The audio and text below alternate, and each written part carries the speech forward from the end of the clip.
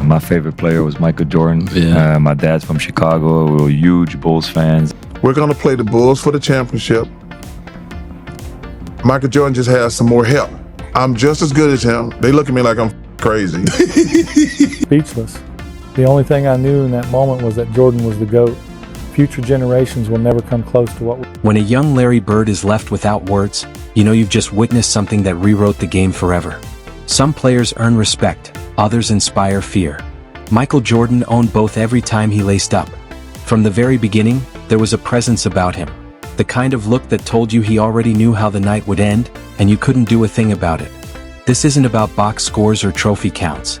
It's about how the greatest players alive still talk about him. Not just admiration but impact. He didn't politely ask the game to adjust, he forced it to. Coaches rewired their schemes, players changed their approach, and the league itself shifted around him. That's not hype. That's the testimony of those who lived it. I end this video, you'll hear from them, the rivals who tried to stop him, the legends who lined up across from him. And they all say the same thing. Jordan wasn't like the rest. He was different. Bird's first reaction set the tone, but his later words will shake you even more. There are games you remember, and then there are players who make you forget it was a game in the first place. For Shaquille O'Neal, meeting Michael Jordan wasn't just another matchup, it was something bigger. Shaq bulldozed into the league with unstoppable power and rare athleticism, dunking through double teams, breaking rims, and daring anyone to challenge him. Yet even the Diesel had to slow down when it came to Jordan, because no amount of strength or size could prepare you for that aura Jordan carried. That chilling inevitability, the feeling that you weren't just facing a superstar, but a force larger than the game itself. Years later, when asked about sharing the floor with MJ in his prime, Shaq didn't reach for numbers or tired cliches. What he said instead became one of the most unforgettable sound bites in the story of Michael Jordan. Peak of MJ. What is it like just being on the floor with him, man? I don't know what God looks like. It's like seeing God. That isn't just a quote, it's a revelation. We're talking about the most dominant big man of his generation. 4-time NBA champion, 3-time finals MVP, the unstoppable force who bullied legends under the rim. And yet, when Shaquille O'Neal described Michael Jordan, he reached for something beyond basketball. Because when Jordan locked in, there was no technical breakdown, no logical explanation.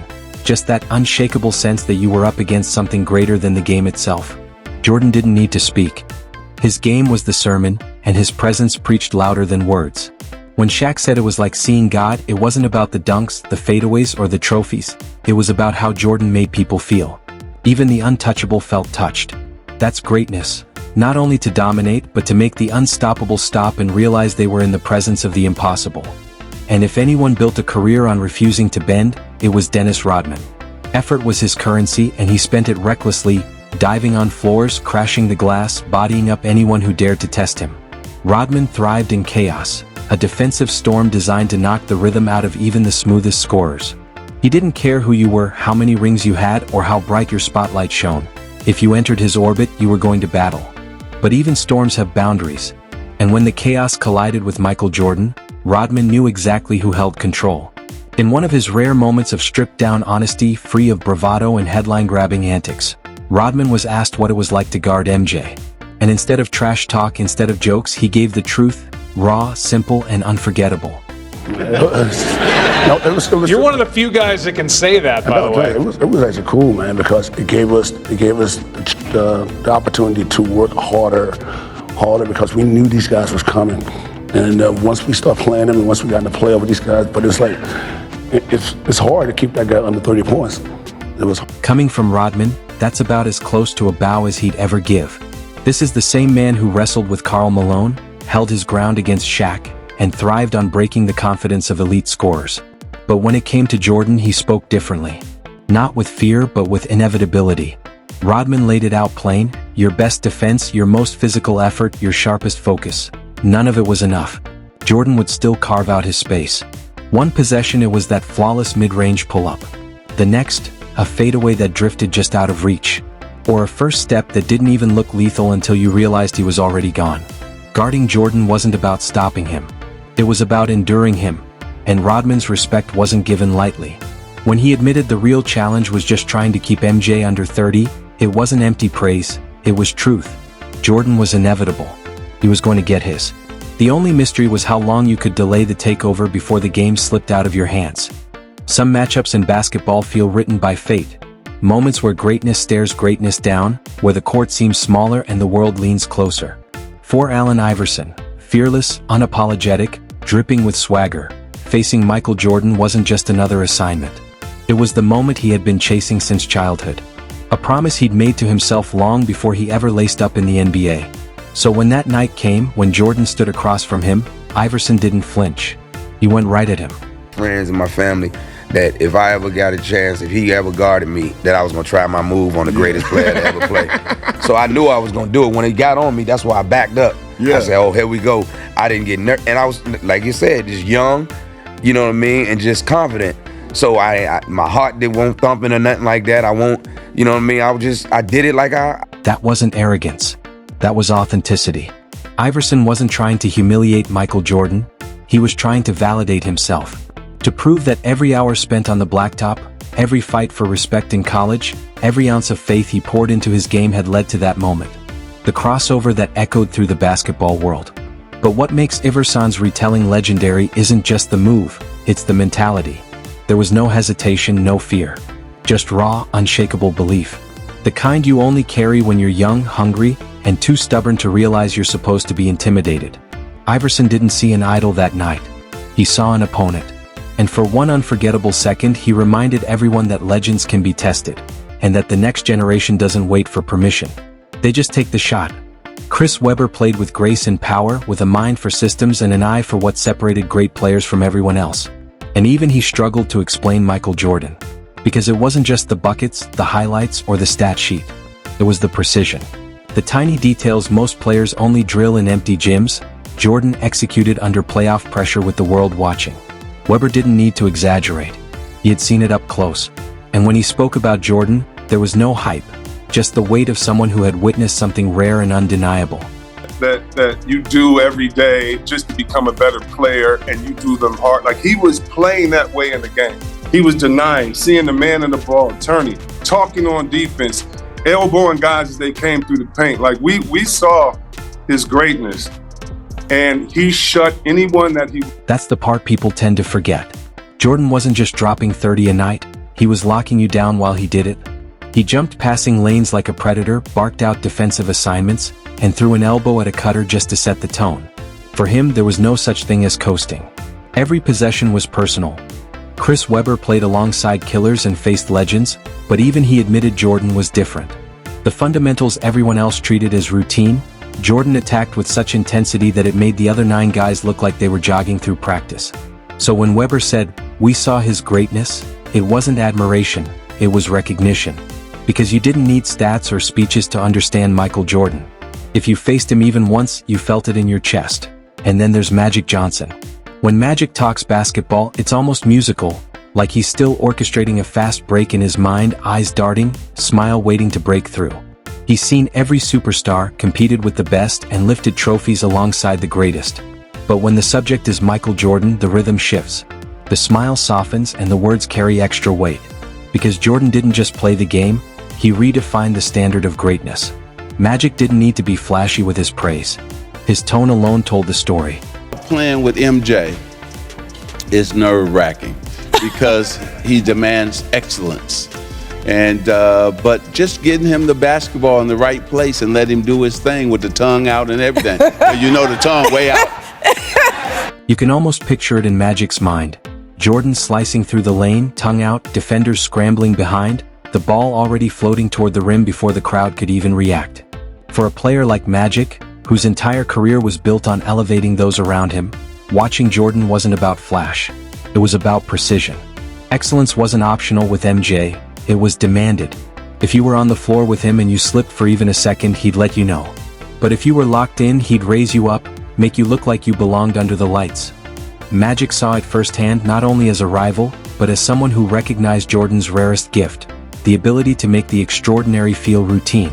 And when Magic recalls the tongue, the swagger, the energy, he isn't just remembering a player, he's remembering a force.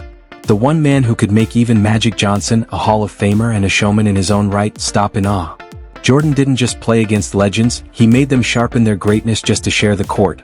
And long before Tony Parker was winning titles in San Antonio, long before he became one of the most reliable point guards of his era, he was just a kid in Europe watching the game from across an ocean. For him, basketball wasn't just entertainment, it was sacred.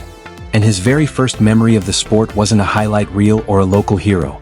It was seeing Michael Jordan live. Chicago, we were huge Bulls fans, and so I remember being 10 years old and being in Monaco, and I went to the game, the Dream Team. They played France for a friendly game before going to Barcelona for Olympics, and I was one of those kids who will go down and go watch it. France lost by 50, but that's not bad. Game. And so I was just super excited to see my idol, and that's why I wear the number 9, because of... That's not a stat. That's not a scouting report. That's pure legacy. For a 10-year-old kid in the stands, Michael Jordan wasn't just a basketball player, he was larger than life. The Dream Team was already mythic, but seeing Jordan in person? That flipped a switch for Tony Parker. He wasn't just watching a man score baskets. He was witnessing greatness in motion. Even after Parker built his own resume, championship rings, All-Star nods, Hall of Fame credentials, he never pretended that moment faded. Some idols never shrink even as you chase them down. Parker wore number 9 his entire career, not because it looked sharp on a jersey, but because it anchored him back to that first memory in Monaco. A wide-eyed kid watching Jordan and realizing what it meant to be part of something magical. Charles Barkley, though, that was a different kind of story. Confidence was his trademark. He wasn't just a dominant power forward, he was a force of will. Undersized for his position, yet overpowering nearly everyone who lined up across from him, Barkley didn't believe in backing down. So when the 1993 NBA Finals arrived, Barkley versus Jordan, there was no fear. From the moment he walked into Phoenix's locker room, Barkley made it clear. He wasn't conceding anything. First day, I said, guys, I think I'm the best basketball player in the world. We're going to play the Bulls for the championship. Michael Jordan just has some more help. I'm just as good as him. They look at me like I'm crazy. They're like, what? I says, I think I'm the best basketball player in the world. Y'all gonna find out, right? That was vintage Chuck. Honest, unfiltered, and fearless enough to believe in himself even when the odds tilted the other way. And the truth is, he backed it up. In that 93 Finals, Barkley was spectacular. Over 27 points, 13 rebounds, nearly 5 assists a night. He went toe-to-toe with Jordan, never blinking. But that's the thing, Jordan still won. Barkley wasn't wrong for believing he could match the moment. He had to believe it. But what he ran into was something no amount of confidence could crack. Jordan didn't just accept the challenge, he absorbed it, then dismantled it. And when Barkley retells the story today, it isn't with regret. It's with admiration. Because deep down, he knows he fired every bullet in his arsenal, and Jordan still walked away with the series. And then there's Reggie Miller. If you ever saw him play, you know the man wasn't just built for big moments, he lived for them. The louder the crowd, the bigger the shot, the heavier the pressure, the more Reggie wanted the ball. He craved the spotlight. So when it came to Michael Jordan, the ultimate competitor, Miller wanted the full fight. And he got it. The late 90s battles between the Pacers and Bulls were some of the most heated of Jordan's career. But for Reggie, as epic as those clashes were, they always left him with the same thought. He wanted more. A few battles. Man, he always won the wars. He's got 6 of them. Mm-hmm. And we took him 7 games. Mm-hmm. I just wish we'd have had more. I wish I could have gone against him more. He had a lot and I don't want people jumping on the internet. I'm not saying we would have beat them. I would. Just wanted. It probably would have been the same thing. Just wanted that smoke. But man, I want to see. Mm-hmm. I got confidence. I want to see how I am versus that. There was no bitterness in Reggie's voice, only competitive fire. He didn't chase Jordan just to etch his name in history. He chased him to measure himself, to see how far he could push the greatest player the game had ever known. And in the process, maybe raise his own legend. Even when Jordan walked away the winner, Miller never felt slighted. Because some greatness doesn't need defending, it doesn't call for excuses. Reggie knew he belonged among the best. But Jordan, that was the standard, the benchmark. And like every true competitor, Miller's hunger wasn't for what had passed, but for one more chance. One more duel with the ghost that haunted every team's championship dreams. And then there was Larry Bird. Compliments didn't come easy from the hick from French Lick. He built his reputation on cold-blooded shooting, a genius-level IQ, and breaking opponents without ever wasting words. But when it came to Michael Jordan, even Bird had to concede. This was something else. He had seen scorers before. He had battled legends. But Jordan didn't just score. He redefined what scoring looked like. Remember, they used to isolate on one side and 4 guys go on the other side. With you, yeah. But I thought that was bad basketball. A lot of teams were using it. But, when Michael came in, it was different because he was a scorer. He had a scoring mentality. And as he got better, they started getting better players around him. But, it never really, to me... That wasn't just a line about play style. It was one of the sharpest basketball minds quietly admitting that Michael Jordan didn't just belong in the NBA, he bent it around himself. Bird watched the league shift in real time. Entire defenses tilting toward one man. Coaches rewriting schemes for a scorer who didn't need a system because he was the system. Even years later in retirement, Bird still speaks about Jordan with that quiet awe, like someone who saw gravity bend. He doesn't need to spell it out, you can hear it between the words. Jordan wasn't just playing within the NBA. He was rewriting its limits. By the time Carmelo Anthony entered the league, MJ wasn't soaring the way he once did. The high-flying dunks were rarer, the first step a shade slower, but the mastery remained. And Melo saw it up close. Damn, he just looked so different. He's not MJ of old. Like, he's not MJ flying through the air, but the game looks so easy to him. He just catches it 2 dribbles, right, shot fake, boom, get to the rack, 1 dribble, has he pull, boom, 20. I'm like, damn, it's like MJ he just picking his spots, and they can't do By then, it wasn't about explosiveness. It was about control. Jordan dissected defenses like he was past proving he could make the right play, and instead chose to make the perfect one. Carmelo Anthony watched that transformation firsthand, from a high-flying phenom to a cold-blooded technician. What stayed with him wasn't the highlights, it was the ease. Jordan didn't need to leap over defenders anymore. He could simply move past them like the game itself was slowing down for him alone.